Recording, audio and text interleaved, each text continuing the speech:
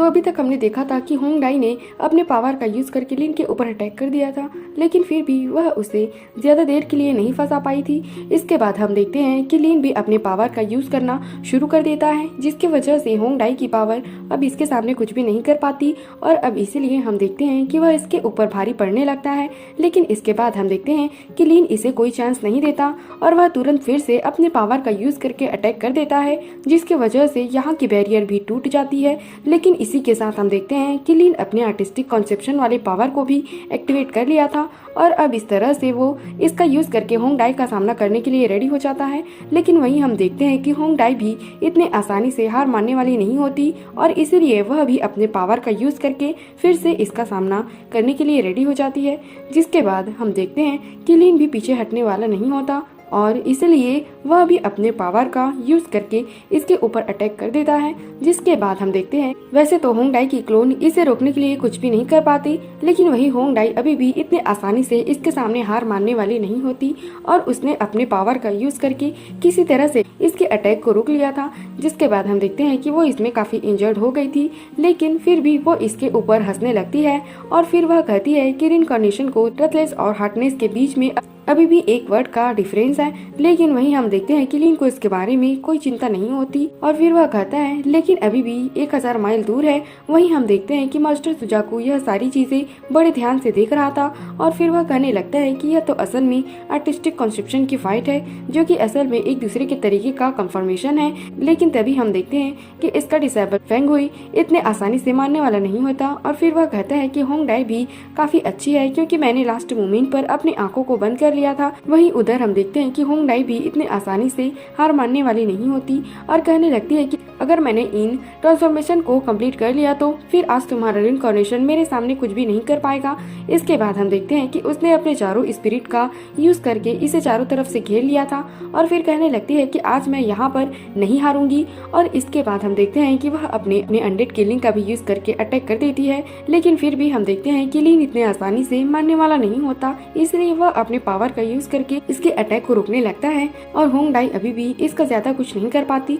तभी हम देखते हैं कि होंगडाई अभी भी इसे इतने आसानी से नहीं छोड़ना चाहती थी और इसलिए वह फिर से अपने पावर का यूज करके इसके ऊपर अटैक करने के लिए कोशिश करती है।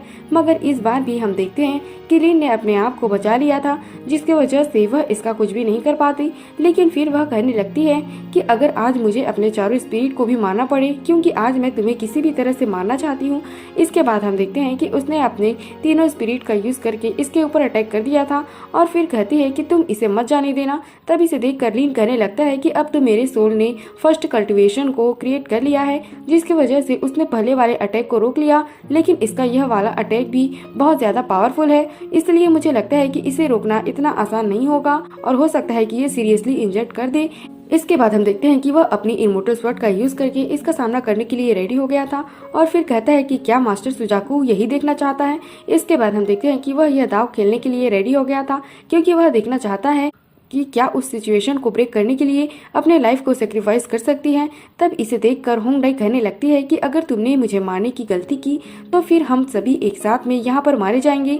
लेकिन इसके बाद भी हम देखते हैं कि लिन इसके बारे में कोई चिंता नहीं करता और वह अपनी इमोर्टल स्वॉर्ड का यूज करके इसके ऊपर अटैक कर देता है। जिसके बाद हम देखते हैं कि होंगडाई इस बात से पूरी तरह से हैरान हो जाती है और उसे यकीन नहीं होता कि लिन ने सच में ऐसा कर दिया। मगर तभी हम देखते हैं कि मास्टर सुजाकू ने अपने पावर का यूज करके इनको रोक दिया था और फिर उसके बाद वे दोनों वहां से बाहर भी आ जाते हैं। फिर भी हम देखते हैं कि लिन इसमें जीत गया था, इसलिए मास्टर सुजाकू उसे कहता है कि तुम इसमें जीत गए हो और इसलिए अब से तुम मेरे डिसेबल हो और मैं तुम्हें ह्यूमन डाओ इमोर्टल का डिसेबल बना रहा हूँ। लेकिन इसी के साथ हम देखते हैं कि वो इससे एक विश देने के लिए भी रेडी हो गया था और इसलिए वो उससे कहता है कि अगर तुम कुछ मांगना चाहते हो तो मांग लो। तब इस पर लिन कहता है कि मुझे स्नैक वाला स्पिरिट चाहिए, जिसके बारे में सुनते ही होंगडाई इसके ऊपर गुस्सा हो जाती है। लेकिन तभी हम देखते हैं कि मास्टर सुजाकू ने अपने पावर का यूज करके इसे आधा कर दिया था और फिर कहता है कि मैं इसे तुम्हें आधा देता हूँ और फिर वो होंगडाई से कहता है कि तुम्हें लिन को माफ कर देना चाहिए।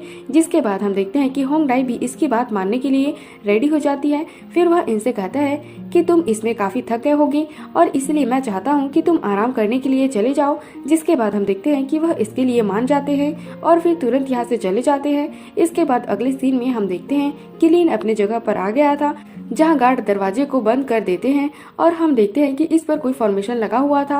अब इसलिए हम देखते हैं कि लीन भी इस बात से परेशान हो जाता है और उसे भी समझ में नहीं आता कि आखिरकार चुकवेजी करना क्या चाहता है। वही मास्टर सुजाकू अपने दोनों डिसेबल को बता रहा था कि 15th जनरेशन वाले सुजाकू टाइटल के लिए फाइट जरूर होगा और इसलिए वो इनसे पूछता है कि तुम्हारी तैयारी कैसी चल रही है। तब इस पर फेंग हुई उससे कहता है कि आपको इसके बारे में चिंता करने की कोई जरूरत नहीं है, क्योंकि हमने इसके बारे में कोई भी लापरवाही नहीं की है और आपने जैसा बोला था हमने वैसा किया। लेकिन तभी मास्टर सुजाकू उससे कहता है, मैंने सुना है कि तुम्हारा स्कल भाग गया, जिसे कि असल में टेस्ट किया जा सकता था।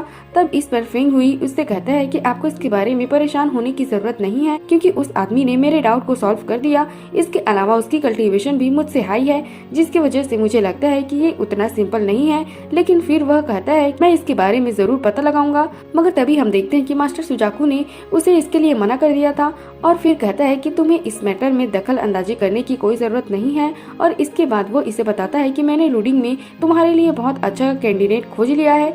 तब इसके बारे में सुनकर फेंग हुई कहता है कि मैंने जिस लूडिंग के बारे में बात किया था उसे तो असल में खोजना बहुत ही हार्ड है और इसलिए मुझे समझ में नहीं आ रहा कि आप किस चीज के बारे में बात कर रहे हैं। तब इस पर मास्टर सुजाकू कहता है इस पर होंग डाई और लीन ने फाइट किया, जिनमें से दोनों के पास में क्लियर माइंड है, लेकिन इस समय उनकी सोल बहुत बुरे तरीके से डैमेज हो गई है, जिसकी वजह से अगर तुमने होंग डाई के आर्टिस्टिक कॉन्सेप्शन और स्पिरिचुअल पावर को एब्जॉर्ब कर लिया तो फिर तुम्हारा मूड डिस्पियर सेंस से भर जाएगा और फिर इस तरह से फाइनली डिसीजन और भी अच्छा होगा।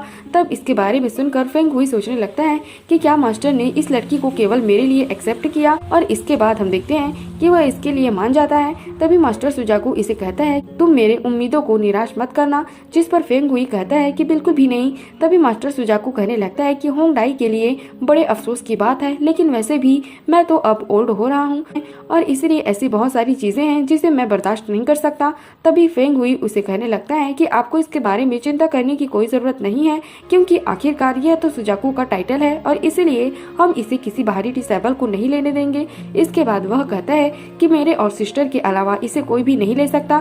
तभी हम देखते हैं कि मास्टर सुजाकू इसे यहाँ से जाने के लिए कहता है, जिसके बाद फेंग हुई उसकी बात मानकर वहाँ से चला गया था। इसके बाद अगले सीन में हम होंग डाई को देखते हैं, जो कि अभी भी लीन के ऊपर काफी गुस्सा होती है और कहती है कि अगली बार मैं तुम्हें जरूर मारूंगी। लेकिन तभी इसी वक्त हम देखते हैं कि फेंग हुई भी यहाँ पर आ गया था, जिसे देखकर होंग डाई अपने पावर का यूज करके उसके ऊपर अटैक करने के लिए कोशिश करती है। लेकिन हम देखते हैं कि फेंग हुई ने अपने आप को बहुत ही आसानी से बचा लिया था और फिर वह बिल्कुल इसके सामने आ जाता है। इसके बाद हम देखते हैं कि उसने इसके गर्दन को पकड़ लिया था, जिसे देखकर होंग डाई इस बात से काफी परेशान हो जाती है और फिर उससे पूछती है कि आखिरकार तुम क्या करने जा रहे हो।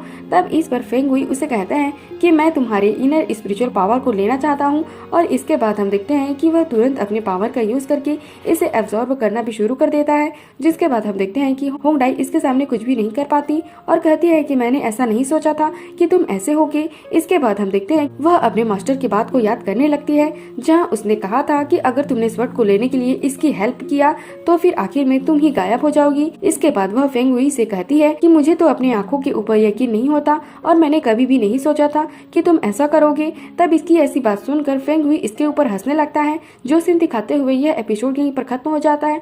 तो अगर आपको एक्सप्लेनेशन अच्छी लगी हो तो हमारे चैनल को सब्सक्राइब और लाइक जरूर करना। Thanks for watching.